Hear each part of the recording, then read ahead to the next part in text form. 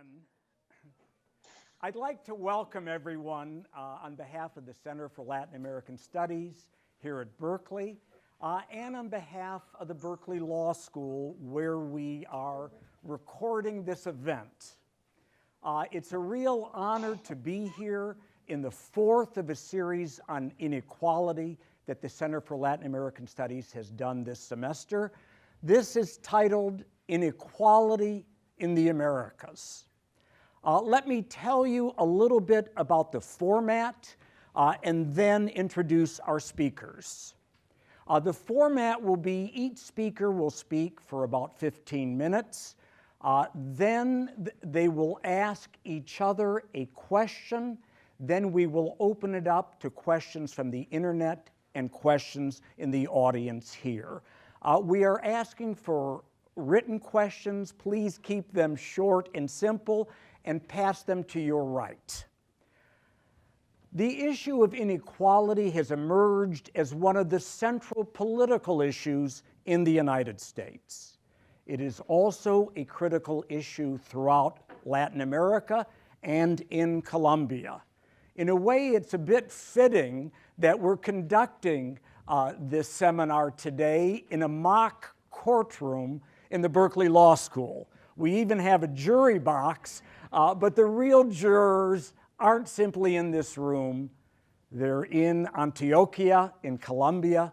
They're in the country of Colombia. They're across Latin America. They're certainly in California and across the United States. We've spoken this semester about inequality in this series, but in a very real way, what we've been talking about is hyper-inequality, given the extent and the impact, certainly of what's taking place in the United States, and much of the impact, of course, in Latin America as well. The impact of inequality on issues related to economic growth is a very real one.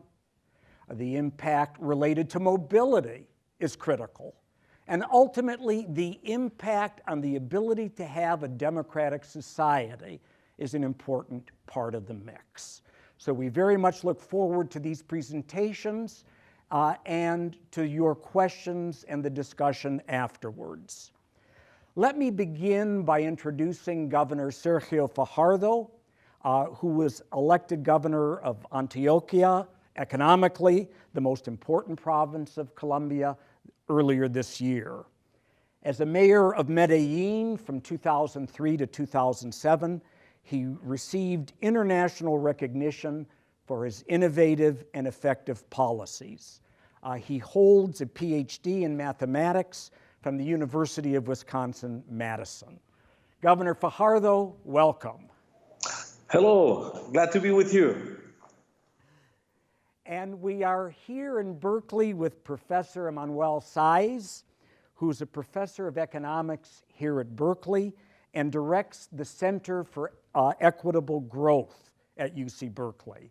Among his many honors, he was awarded the John Bates Clark Medal by the American Economics Association in 2009 and a MacArthur Fellowship for his research on income inequality in 2010. I would mention that he was quoted in today's column in the New York Times by Paul Krugman, but that's such a frequent occurrence, we don't have to mention that. But we're going to begin with Professor Emmanuel Saez, and then we will go to Governor Fajardo.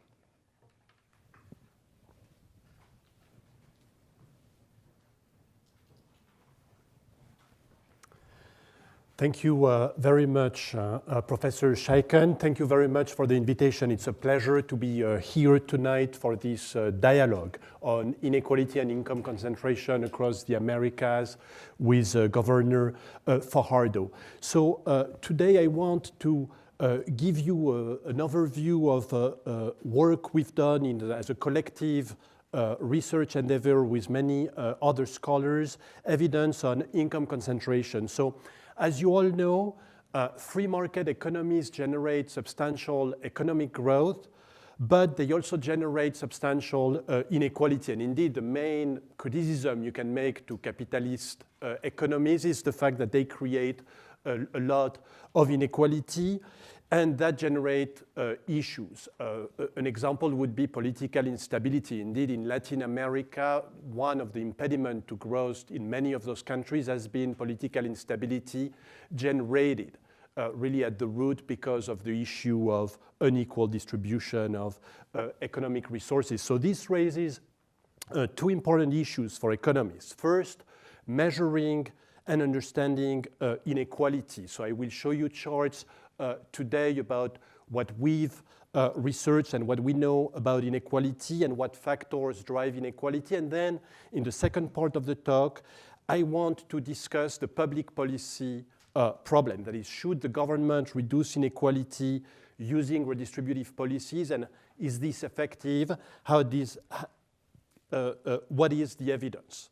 So let me start by introducing a collective research effort called the Top Incomes Database. So this is really the fruit of a collective effort where we've gathered data from many countries using income tax statistics to construct series of income concentration over time using the tax statistics source. So you can see that today in red, over 20 countries have been studied already, and this is an ongoing project. So this started with my co-author, Thomas Piketty, who first studied France, and then we did a study in the United States that has been indeed widely cited in the press. So let me just show you a couple charts from the United States to give you a sense of what this project is about. So a simple way to measure inequality is to measure income concentration. That is, ask the question,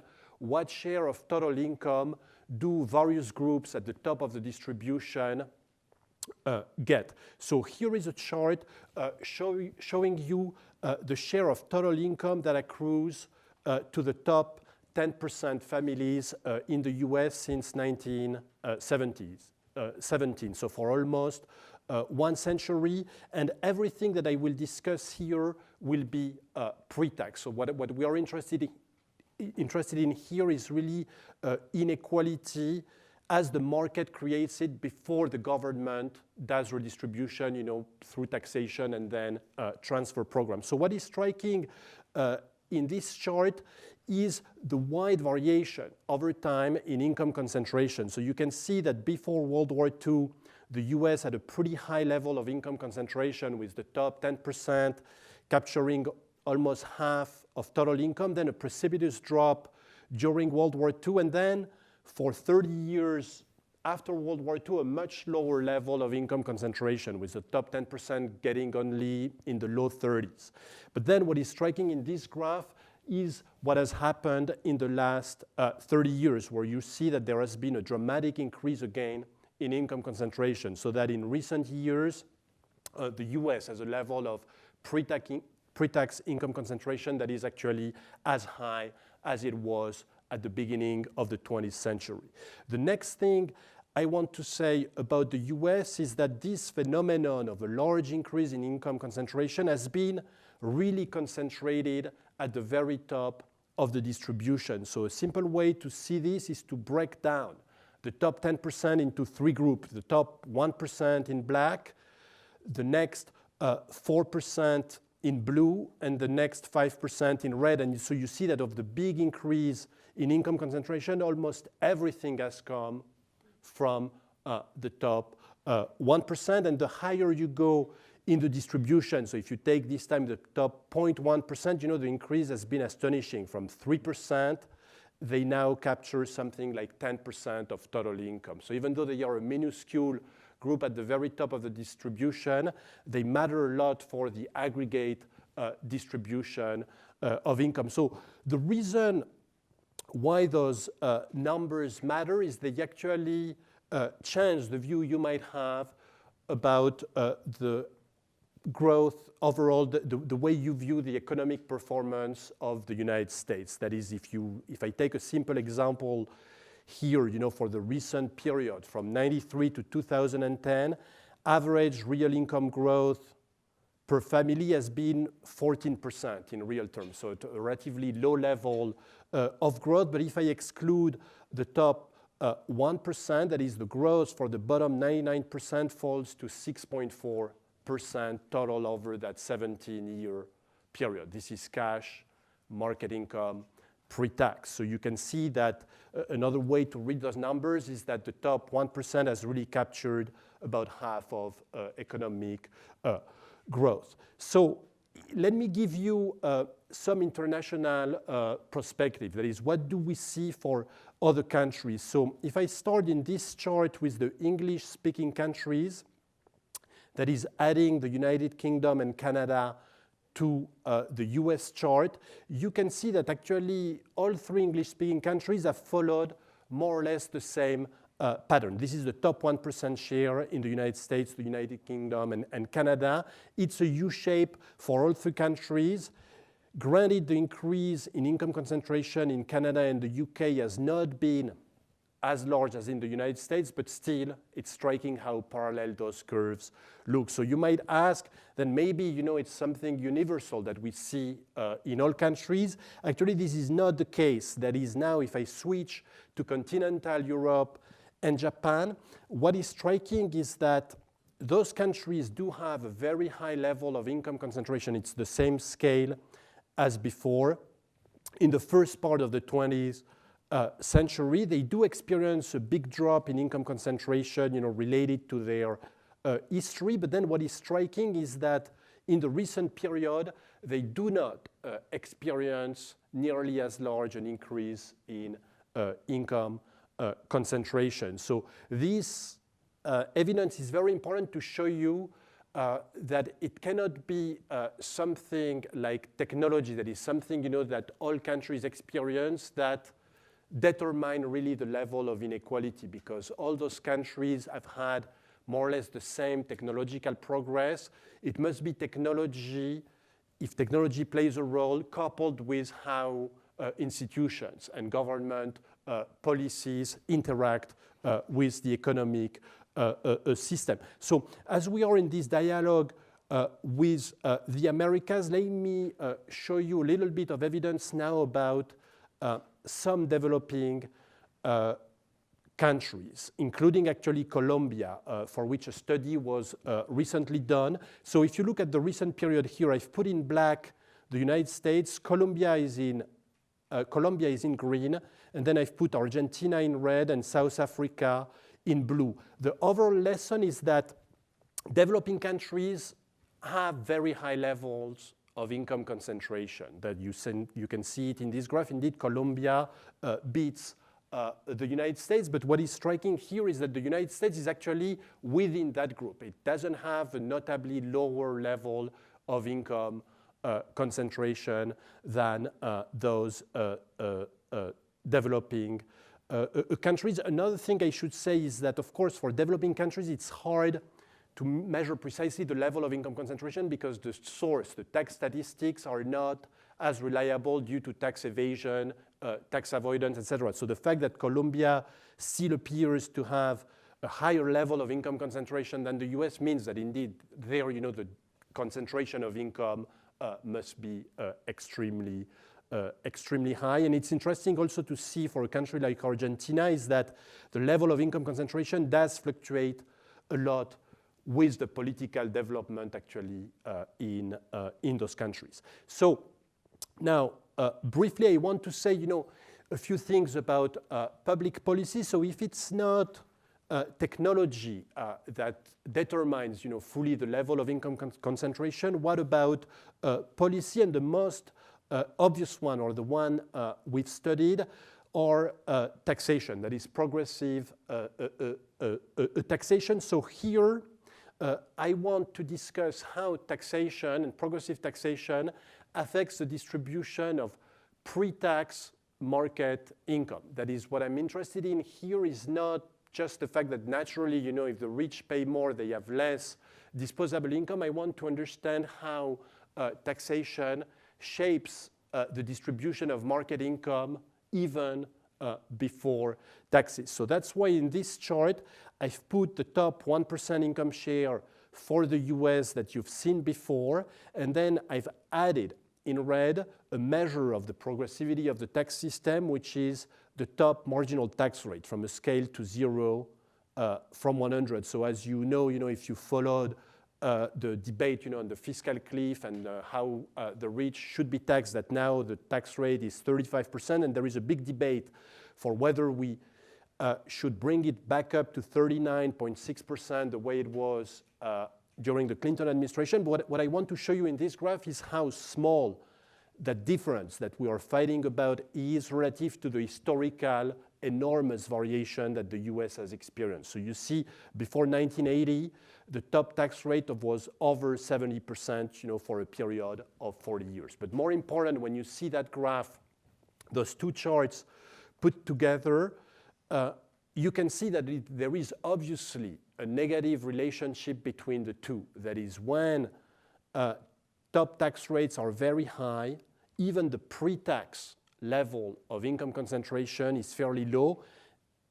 And in reverse, when the top tax rates come down, the pre-tax income increase significantly. So the key question to address there is whether this is a good thing. That is, whether, as conservatives argue, the fact that you lower the tax rate gives more incentives for the rich to work harder, develop business, et cetera, and whether this is good for the economy, or whether, it's more the left view, for example, of the Occupy Wall Street movement, that effectively when the rich do well, that actually comes at the expense of the bottom 99%. So before turning, it's hard just with the experience of one country to conclusively say something, but still in the US, what is striking is how the economic success of the top 1% versus the bottom 99% really are like mirror images. Namely, if you look at the period, say, after the Great Depression, 1933 to 1973, here I've put on this axis how the bottom 99% incomes increased and how the top 1% income increased, from a base 100 in 1913. And so what is striking is that in this period of very high tax rates, bottom 99% incomes increase relatively fast, while top 1% incomes increase much more slowly. In contrast, when you see the top tax rate coming down, then of course the top 1% income increase extremely fast during the last 30 years, but that growth in top 1% income comes at the same time where there is a big slowdown in the growth of the bottom 99% income. So the bottom line from this very simple chart is that when the top 1% does well, the bottom 99% does poorly, and conversely. At least that's what the US record suggests. Just from that simple chart, of course, from that to conclude, that there is a causality is much more difficult. But let me finish giving you some international evidence using against the database we've constructed. The first thing is that across countries, there is definitely a very strong correlation between how much a country has cut its top marginal tax rates from 1960 to the present, and how well the top 1% has done. That is, how much the top 1% income share has increased. So the US is here, that cut the top tax rate enormously and has had a big increase in the top 1% income concentration. But you see that overall the countries are more or less aligned along a diagonal, showing you that there is indeed a very strong link. And indeed, it's hard to find any other variable that is as closely correlated. So the US evidence is consistent, it's reflective of a broader pattern. If you cut tax rates at the top, the pre-tax market income of the top 1%er is going to increase. Just to finish, again, is this a good thing for the economy or not? If you look this time at the relationship, the growth experience since 1960 of those countries by how much they cut top marginal tax rate, there is no clear relationship. That is, it's not the case that the US or the UK have grown faster than other countries here in Europe that haven't changed their top tax rate policy that much, and that's even adjusting for initial level of economic development, that is 1960 GDP. So to summarize it, there is clear evidence that tax progressivity plays a key role in shaping the pre-tax market income distribution. It's hard to find evidence when you look systematically at the data that this has an impact on economic growth. That is, at this point of the research, you would say that top tax rate policy doesn't seem related to economic growth. So it seems really that then it plays a role in the distribution without necessarily affecting growth. This is obviously a key policy issue, so I'm glad to have given you my thoughts and big evidence from our research.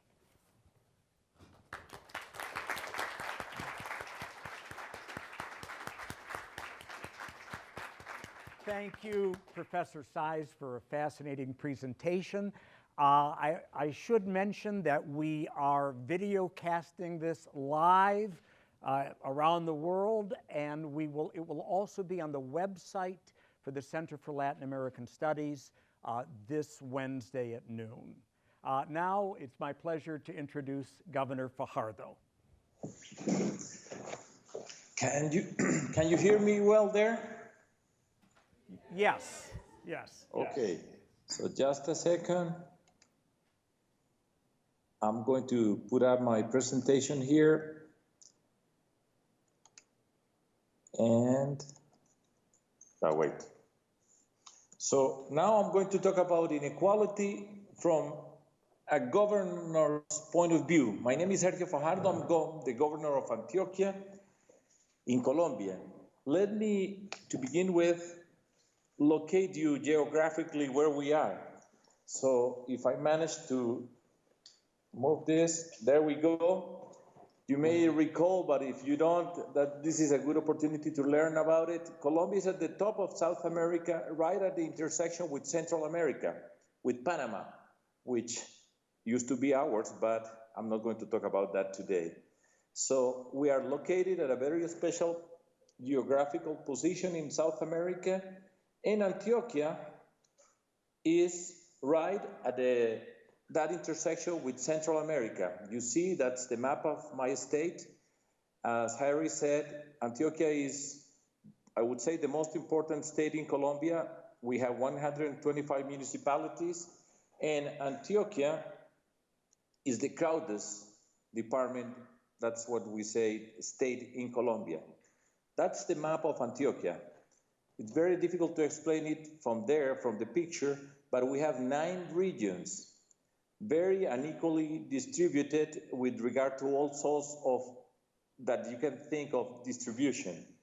So what I'm going to do is I'm going to talk about inequality in Antioquia, explaining our context to begin with, because the problems that we are facing, unfortunately for us, are more complicated than just inequality. So let me put it this way. In our political movement, we are in politics, and our decision is to work on the solution of 3 problems. Inequality.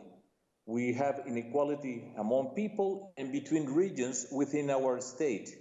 We face a very difficult problem that I'm sure you are aware of, violence. We have had violence for a few decades in Colombia, and that's a key problem that we have to work on. And together with violence, we have a culture of illegality, which includes as a main chapter corruption. These 2 problems, in addition to inequality that is throughout Latin America, as Professor Saez said, Colombia is, with Haiti, the most unequal country in Latin America. So, in Antioquia, within Colombia, is perhaps the most unequal region. So, in Latin America, we have inequality throughout the continent, but we have two more conditions: violence and the culture of illegality, those associated with narco traffic and the guerrillas that we have had in our country for, I would say, 50 years now. So the solution that we propose for those problems is our model of development, which is called Antioquia la más educada, which means Antioquia the most educated. That's the statement that captures the essence of what we do in politics and what we do in Antioquia. So what I'm going to tell you is how we are doing it here in my state, and I'm going to explain you the best way I can do it. So the key thing is we make education the engine of the transformation of our society. That's the key political point that we have been building in Colombia for the last 13 years. As Harry said, I am a mathematician. I didn't belong to the world of politics. I used to be a full professor at the University of Los Andes in Bogota. But with a group of friends, we decided that we were going to get involved in politics due to a basic reason. We were tired of saying how things should be done.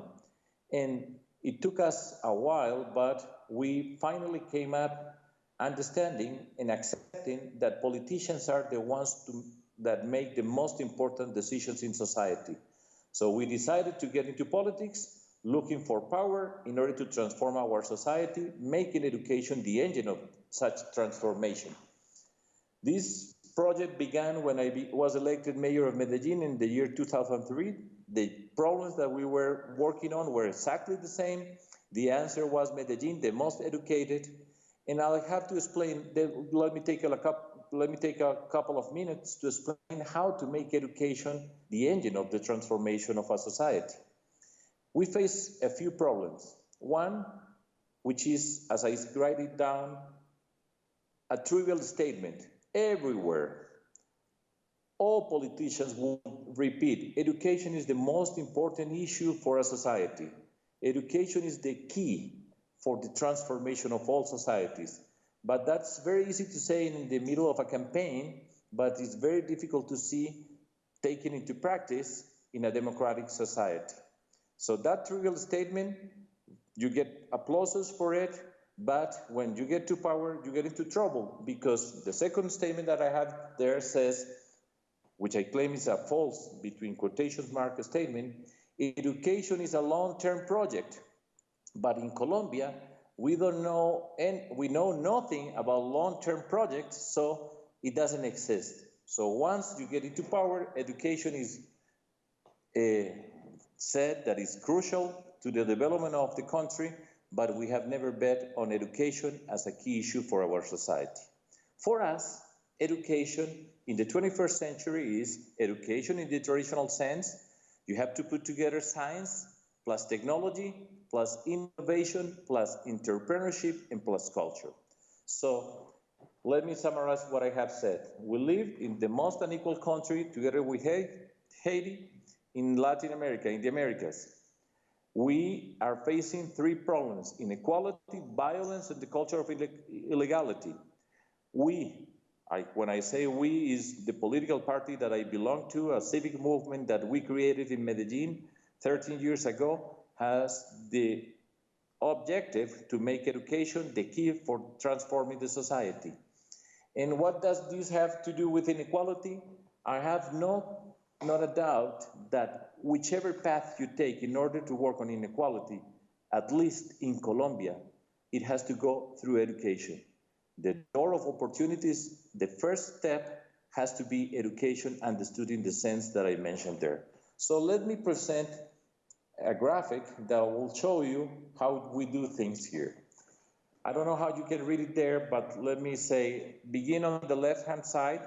On the top it says regions. We have, as I said, we had 9 regions in Antioquia. There is a central region where Medellín is located, is a metropolitan area that is powerful. We have plenty of problems in Medellín in the metropolitan area, but compared to the other regions, as you move away from that central part of the state, you get regions that are poorer and poorer with plenty of problems.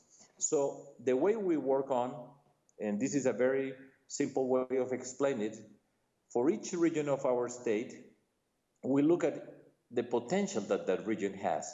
The potential is associated with the economic possibilities that you have there. For example, something very important for us, which is biodiversity, the cultural traditions that we have in that region. For those regions associated with a particular potential, we find the productive activities. For example, let me say one more thing and then I'll give you an example. But whenever we write productive activities, we come up with a question that we always ask. Where do science and technology get involved with those productive activities? Let me give you an example. In Colombia, we produce coffee. Antioquia is the biggest producer, let me say it correctly. We produce my English is failing me now. Anyway, we produce a lot of coffee. And we are facing a challenge. Right now, in the coffee markets worldwide, it is not a generic name as it used to be, Colombian coffee. Now, we are betting on special coffees, quality coffees that they come from a specific origin. In Antioquia, out of the 125 municipalities that we have, in 94 of them, we had produced coffee. So our challenge is we are going to produce the best coffee in the world, coming from Antioquia, town by town. So in order to do that, we incorporate research on scientific research regarding, for example, the quality of the soils, the altitude where we produce the coffee, the way it has to be produced. We bring in all technology tools so that the new coffee producers would get the latest technology associated with the scientific knowledge that we have here in our state in order to produce the best coffee in the world. That's a challenge that we have. But all that, we translate those activities into the language of innovation and entrepreneurship. There is not a single kid in the countryside in Antioquia who wants to be a peasant. That's part of the 20th century. We have to be able to come up with innovation and entrepreneurship programs so that we get our kids involved, they get science and technology, as I mentioned, as a key tool in those projects that we have. Immediately, once you talk about innovation and entrepreneurship, then you have to ask, what's the higher education that we are providing to our kids so that they could be innovators or entrepreneurs? And then immediately, we have to go back to school and look at our high school and basic school and see what's the quality of education that we are giving our kids so that they can go to higher education, get prepared to innovate and to start their entrepreneurship programs. And then we end up at the other side of the column that I have in the graphic. We talk about how we take care of kids. So as opposed to the traditional sense where you say, well, education you have to get with kids, with a good start, for example, we look from one side to the other. What we have in the regions, what is the potential, and we move from each one of those sides, and we, at the center, we converge to innovation and entrepreneurship. And we have to have some conditions in order to be competitive, which has we have to work on the quality of our roads. We have very poor roads in Colombia in general, which make us it doesn't allow to be as competitive as we would like. We are working on a project which is called Digital Antioquia, which means bring all the internet associated methods in order to communicate and get involved with the world. And we have a big program about schools construction. So that's the basic setting, and that's the way we fight inequality. Just to finish up my initial presentation, then I'll show you how you manage to make education the key of the social transformation, given this panorama, this view that I have given you, and it will explain you how we make sure that in every single corner of Antioquia, every single person in Antioquia understand that education is the key. And here is the last figure that I have for you. Unfortunately, I thought that I would be able to point at the graphic, but bear with me and let me explain you what I have written in there. At the center is Antioquia, la más educada. What we build, and this is crucial in order to fight inequality, is hope. And hope is built beginning with a key word that is underlying all what we do in politics, which is called dignity. For every single human being, we are equally dignified as human beings and equally valuable. And then if you have dignity, and for every single human being, you are able to trace a path so that they can see that they can follow a path in society, that way we build hope. So I'm going to move around this graphic. I apologize because I should number them, but I'll begin with a crucial set of activities that show you how we make sure that education becomes the first step in the social transformation, and it's absolutely necessary in order to fight inequality, which we have, as I said, in a very, very high level in Colombia. So for example, for each municipality, remember, we have 125 municipalities in Colombia. With each municipality, we sign with the mayor of the city and with all the the civil society there, what we call a pact for quality education. We are talking here about the mountains, very far away from Medellín, very poor places, but to each school, to each municipality, we bring the message that says quality of education is the tool in order to transform ourselves. In Antioquia, I think this is true for Colombia.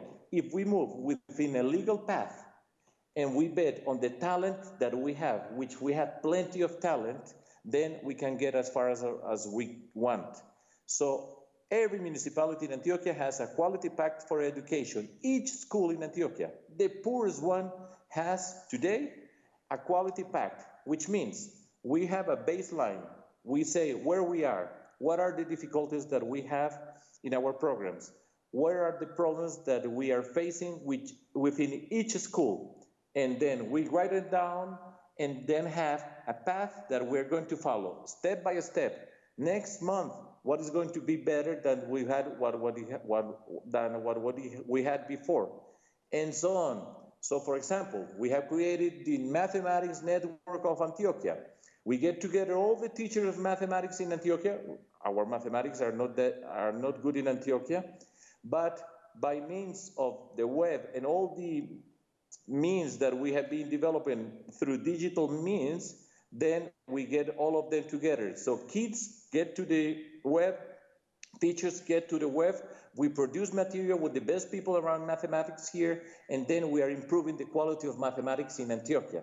We do the same thing for language. We also have a program for the civic competency. I forgot how to mention it, but anyway. So that's a first step. Then and I would move to the upper left hand, we are going to develop our regions. What we are doing, in a sense, is similar to what was done in the United States many years ago. We are going to have the university as the key institution around which we are going to develop our regions. Because it happens that the best kids that we have in our regions, they come to Medellín to study, to go for higher education. Then they never go back to their original place, and in our regions, we lack the talent that we have plenty of, but they leave the place, and we don't address the potential that we have in those regions. So we are building the University of Antioquia throughout the state in 5 new places, and this university, for example, would be the equivalent of the University of California, of the University of Wisconsin. I went to Madison, and we had the University of Wisconsin throughout the state. Well, we are doing the same thing with the University of Antioquia. And together with that, we have a program, a massive program for education for work, so that kids, once they finish high school, they have something to do afterwards, because most kids today, they finish high school, if they ever finish, and they sit in the street, at the corner of their street, and they look forward, and what they see in front of them is no opportunities. So we are building those opportunities, and we have a program for technical, and some aspects of practical work related to the potential that we have in those regions. And in order to put those programs forward, we have a massive program of fellowships for higher education and technical and technological education throughout the regions of our state where we have very poor people, talented, but they cannot attend school because they have no money. So we are working on that program so no one in Antioquia with talent would be sitting on a corner in their hometown seeing what happens in front of them. And in Colombia and in Antioquia in particular, there is plenty of bad things crossing in front of them. So once we have that, in each town we are building what we call a parque educativo, educational park. We have to get places where our kids and the community can get together. And those places where we are putting a new public space where they can relate to the world. In those spaces, we have the programs for teachers. There is the room for teachers. We have the room for entrepreneurship. We have the room called Digital Antioquia so that they connect to any part of the world. They could be watching this conference that we have today from any town in Antioquia. That's what we are going to do. And then we continue and bringing up different activities so that our kids see a path. That's crucial in order to fight inequality, because in a country like ours, in the situation that we have, where we have inequality, we have, when they see no path to follow, and in front of them you have the criminal activities associated with narco-trafficking or guerrillas, it's very easy that they could follow that path. For example, we continue doing things like this. We have a beautiful contest in Antioquia, which is called Talented Young Women. As opposed to beauty contests, beauty has been a very prized attribute here in Colombia for women.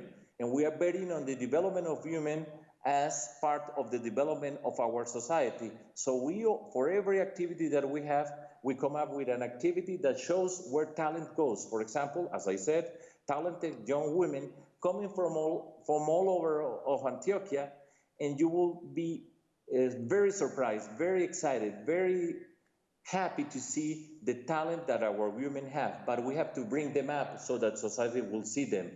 And just to finish up with another activity that we have the Knowledge Olympiads, the Olympics in Antioquia.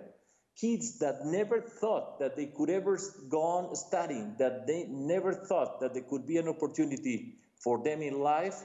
We come up with this contest, and it was marvelous to see how they shine when we give them an opportunity. We put all these things together, and at the end, what we are building is hope, as I said, recognizing dignity as the crucial issue that we share as human beings, building a path for every single human being in the Department of Antioquia, and that's the way that in the context where I'm working on, because right now in Colombia, in the Congress in Colombia, we are discussing a tax reform, as the professor mentioned before, but at the local level, at the regional level, this is what we are doing, and I'm very proud to present it to you, and well, thank you very much.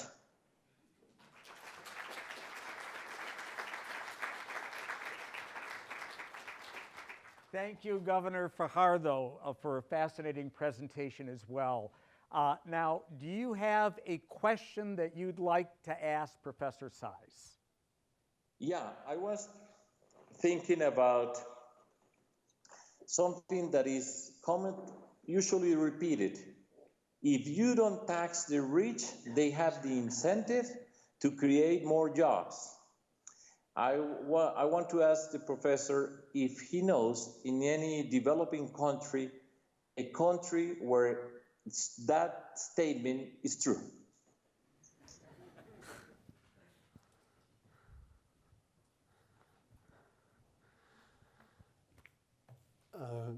Thank you very much for the question. Yes, so that's the usual argument. If you tax the rich, they will work less or flee, etc. It's very hard to find, I have no good example of a situation where you've taxed the rich less and they've really worked more, created more businesses. But what the experience of the world is full of is cases where you haven't taxed them in a smart way so that effectively they manage to avoid the taxes, that were targeting them by fleeing, by putting, their wealth outside of the country. So it's not only a matter, of saying I'm going to tax the rich more. You have to be smart about it. That is, recognize what are the limitations, and the limitations of a developing country are not the same as a country as the United States. But if you use best practice and the limits, I'm convinced there is a way, to increase the tax burden on upper incomes without hurting entrepreneurship and growth. Okay, thank you. We have Professor Saez, a question for Governor Fajardo. I wanted to commend the governor for putting emphasis on education, which is indeed central to a development. And indeed, many studies, including in richer countries like the United States, have shown that you cannot trust solely, the private agents, that is people. It's not enough for people to see, high education is going to give me a higher income, therefore I'm going to pursue it. In reality, there is not much of a drive,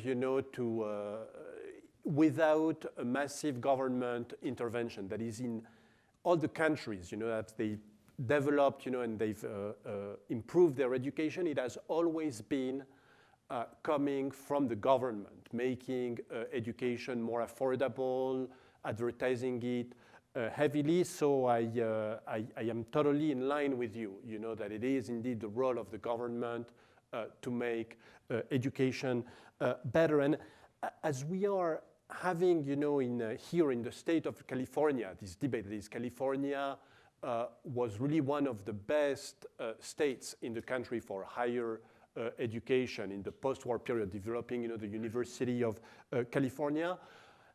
Unfortunately, in recent years, funding has been cut, so that now there are less seats, for higher education in the state of California. And unfortunately, we economists can predict, that this is not going to be good for the development of California. And I was struck in your presentation that, except at the very end, you never mentioned funding. And I wanted to ask you, do you have to fight for funding, from the central government, or do you raise funding, through local taxes? How does this factor, in your grand plan of improving education in your state? Right, thank you. Let me say something first. In Colombia, we have a private education system which is of higher quality than the public education system that we have. The elites go to the private system and they have no problem. So that's one of the main reasons for inequality in Colombia. And what we are doing here is we are betting on public education.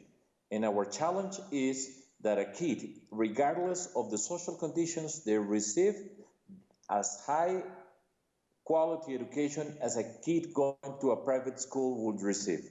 And that's the way we designed this intervention, and it has to do with inequality.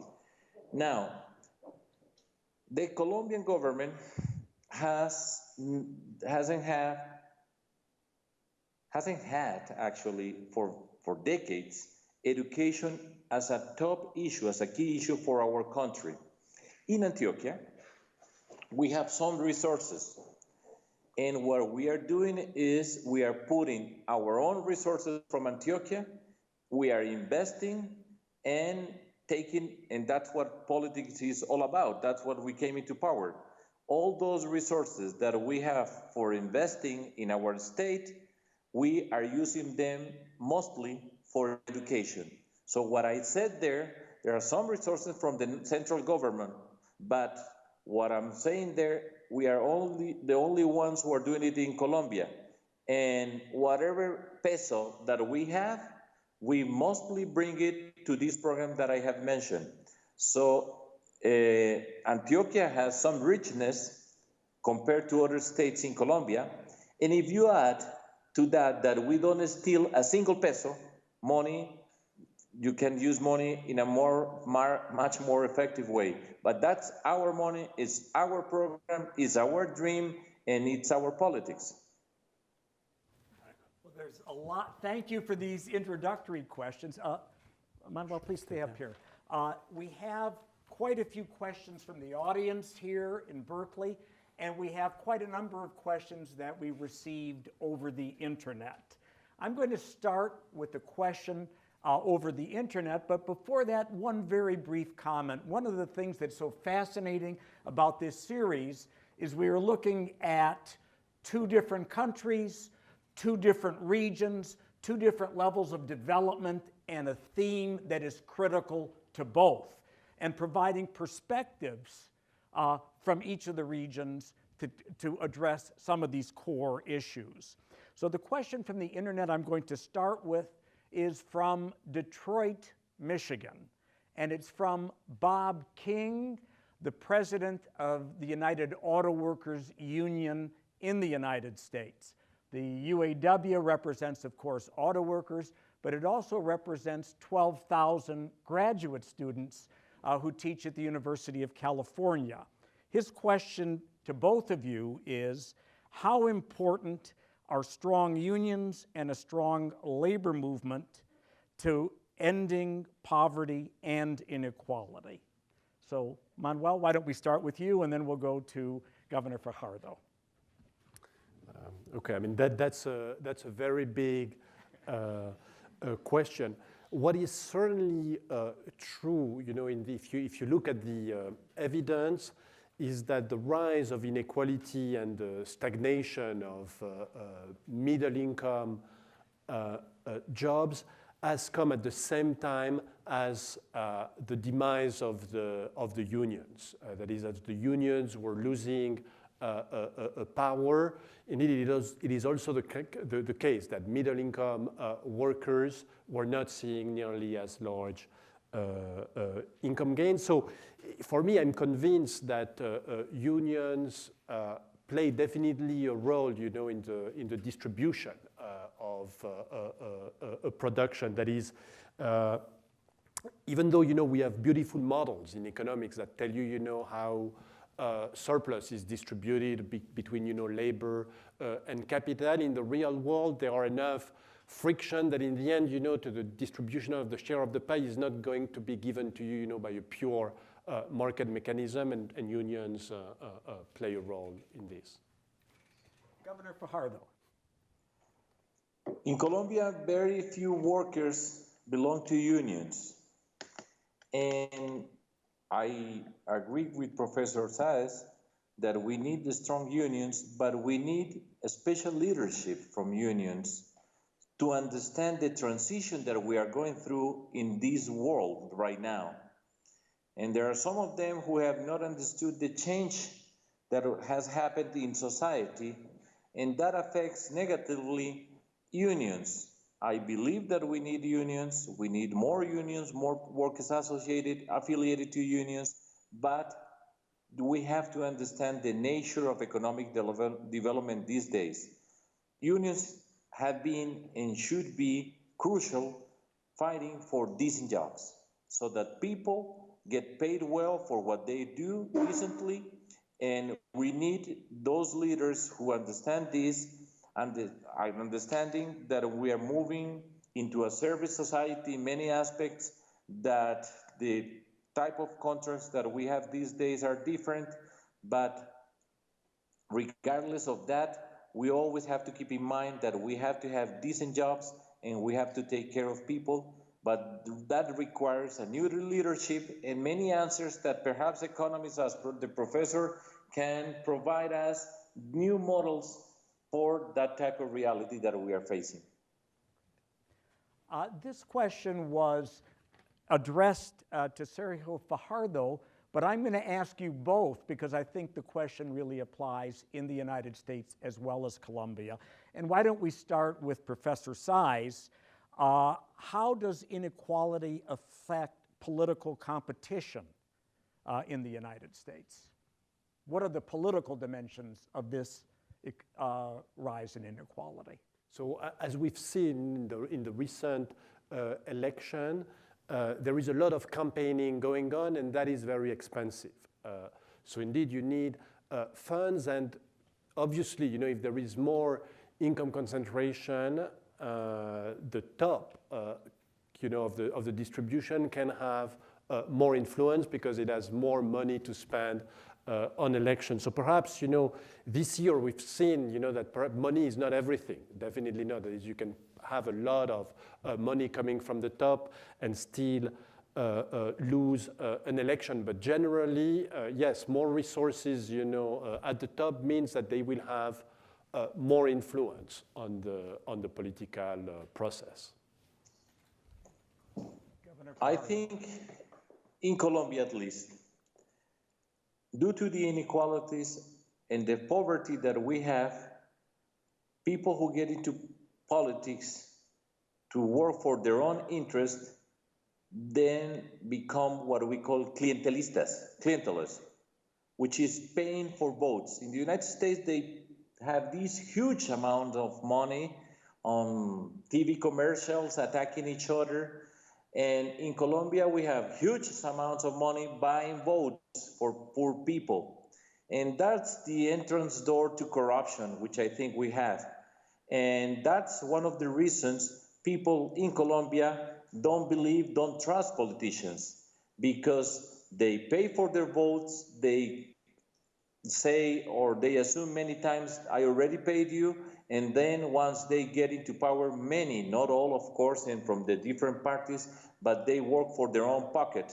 So inequality is used by corrupt politicians to reduce the richness that we have into small pieces to the poorest people, paying for votes and corrupting the political system.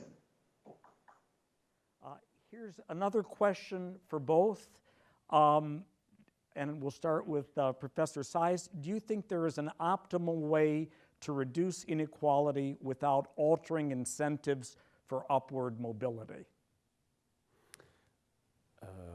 Yes, and actually Governor Fajardo has given the answer, access to high quality of education for all. I think this is really the most fundamental aspect of it. That is, you want talent comes from everywhere in society, and you want that talent to be able to express itself fully. And for that to succeed, it needs to be the case that where you're coming from, that is, what is the wealth of your family and your background, doesn't have too much of an influence on what you will end up doing.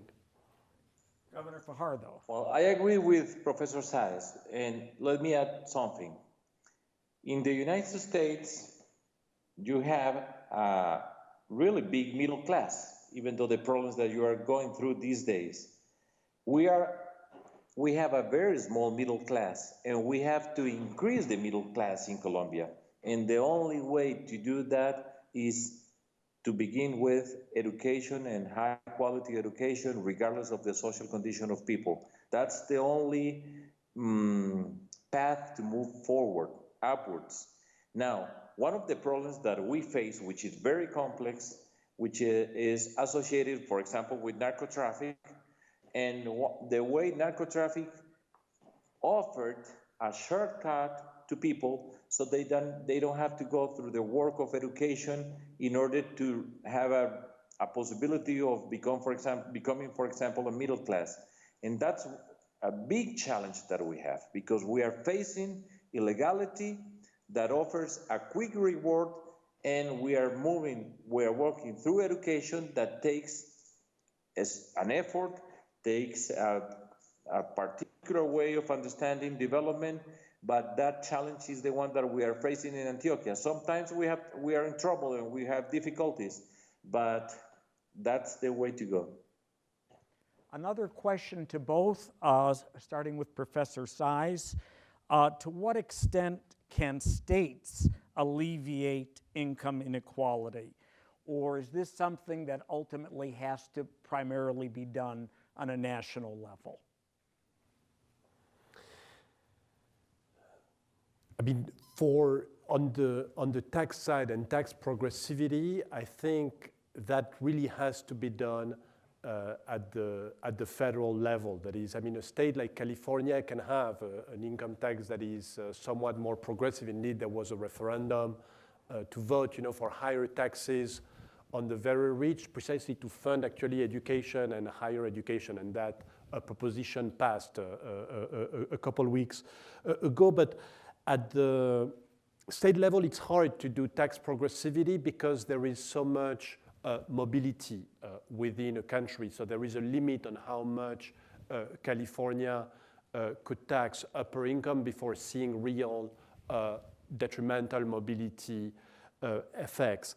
On other policies such as education, where the United States has had a pretty decentralized system for K-12, but also higher education, I think states can play a very big role. And I mean, I think we've seen, again, in the history of California, when California decided to put a lot of public funding, in public education, there was a surge in higher education, college completion rates, et cetera. But again, at the state level, you really have that trade-off. That is, if you want a better education system, you need to be willing to put the resources as well.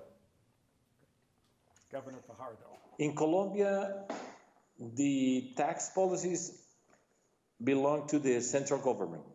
We have no ability at the state level to introduce a reform like that through our assembly, the state assembly.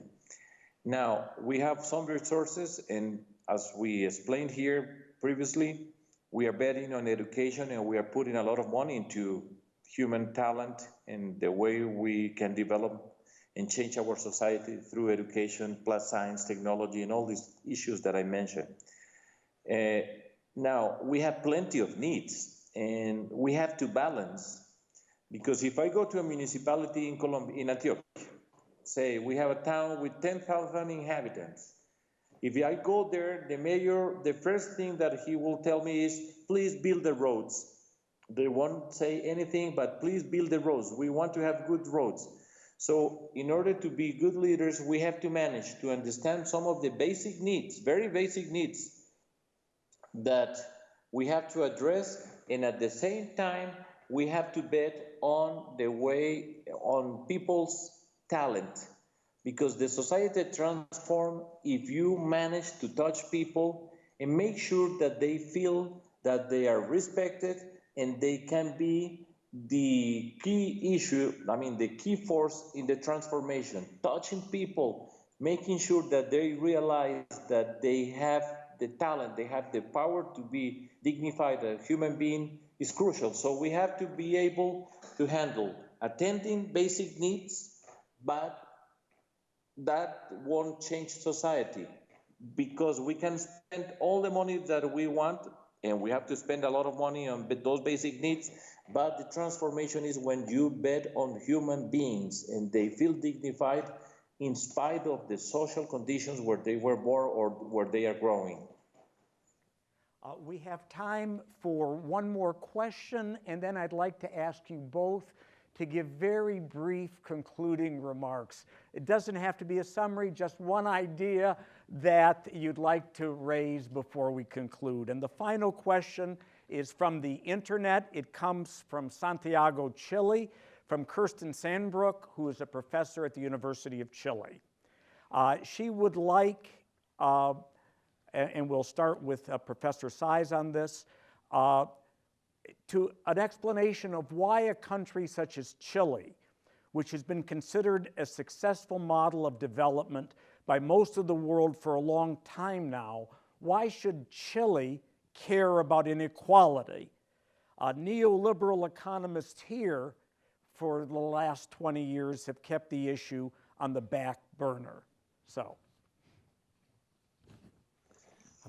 I think Chile should care about inequality like any country cares about inequality. In the end, why do we all care about inequality? Why are we here discussing this? It is because people judge their situation or their success, how they feel about what they've achieved by comparing themselves to others next to them in society. That is, we don't live in a vacuum, just looking at the absolute level of what you have. Like actually, most economic models assume, that vacuum.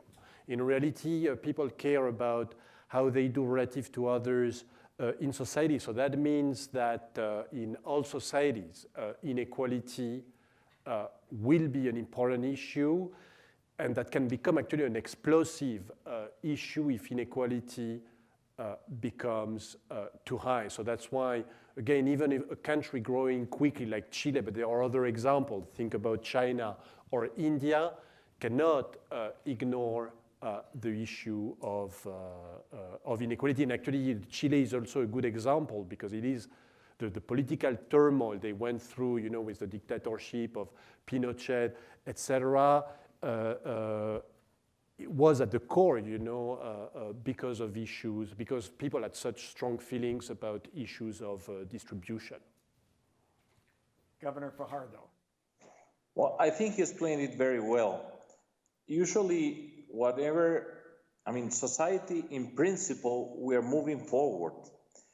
And sometimes you explain to people and say, but remember how you were 20 years ago. That doesn't count.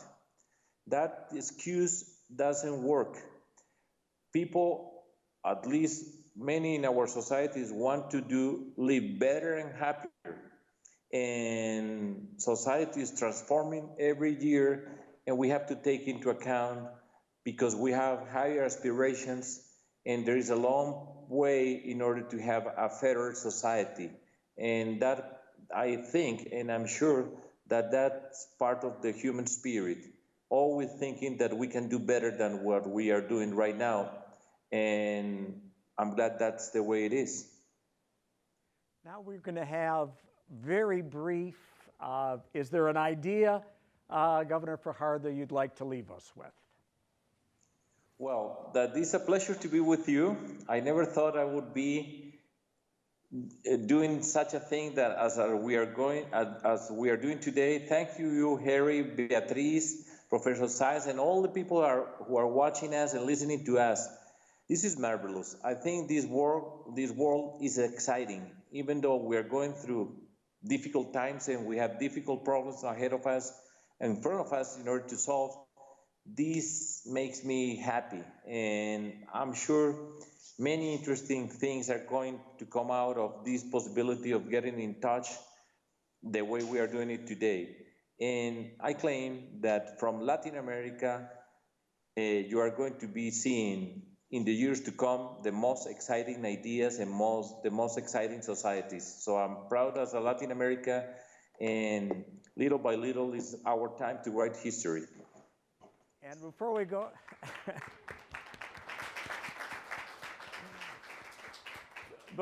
to Professor Saez, I'd like to mention to you, this is not meant instead of coming to Berkeley. It is meant as a prelude to coming to Berkeley. For Professor Saez, it's not meant to not go to Columbia, but to get his attention about coming to Columbia. So Professor Saez.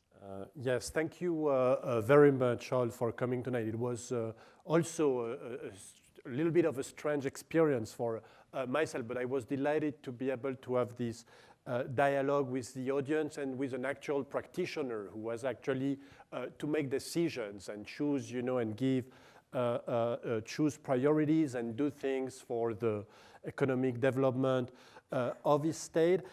I would say, as an economist, so it's great to see such entrepreneurship, at the political level. And economists have made tremendous progress precisely studying experiences from smart policymakers who implement new things all around the world. So I hope that down the road in a few years, your state will be the laboratory that economists like myself will come to see what has worked. Okay, good. Before we conclude, I want to thank both of you. I know your schedules are horrible on both ends, and for taking the time to make this happen. And I'd like to thank the technical people at Berkeley who did this, the people at the Center for Latin American Studies who made this happen. So thank you. It's the beginning, not the end of a conversation. Thank you.